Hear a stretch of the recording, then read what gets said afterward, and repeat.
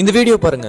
மரியாளோட சிலைய ஒரு பையன் தொட்டு வணங்கிட்டு இருக்கான். மரியாள் சாதாரண மனுஷி எல்லாம் கிடையாதுங்க, அவ தேவனுடைய தாய்ங்க. இந்த மாதிரி தான் மரியாளை வழிபடக்கூடிய எல்லாரும் சொல்லுவாங்க. பட் இதெல்லாமே பைபிள் அடிப்படையில தவறான ஒரு போதனைகள். மரியாளை வழிபடக்கூடியவர்கள் மரியாள் கிட்ட ஜெபம் செய்வாங்க, அது ஒரு தவறான போதனை. இது தவறுன்னு நம்ம சொல்லும் போது அவங்க சொல்றது என்னன்னா, நாங்க மரியாள் கிட்ட ஜெபிக்கல, நாங்க மரியாள் கிட்ட எங்களுக்காக பரிந்து பேச சொல்லி தான் கேட்கிறோம் அப்படின்ற மாதிரி தான் சொல்லுவாங்க. ஆனா பைபிள் படி இது தவறான ஒரு போதனைங்க. ஏன்னா நமக்காக பரிந்து பேசுபவர் கிறிஸ்து ஒருவர், நமக்கான மீடியேட்டர் இயேசு கிறிஸ்து தாங்க. என்னதான் சொன்னாலும் மரியாள் தேவனுடைய தாய் தானே, அவங்க தேவனையே பெற்றெடுத்திருக்காங்களே அப்படின்னு சொன்னாலுமே இந்த ஒரு விஷயத்த நம்ம புரிஞ்சுக்கணும். மோசேயையும் எலியாவையும் தேவன் பயன்படுத்தின மாதிரி தான் மரியாளையும் பயன்படுத்துறாரு. பூமியில தான் தேவனுக்கு மரியாள் தாயா இருந்தாலே அன்றி மரியாள் பரலோகத்துல தேவனுக்கு தாயா இருக்க முடியாதுங்க.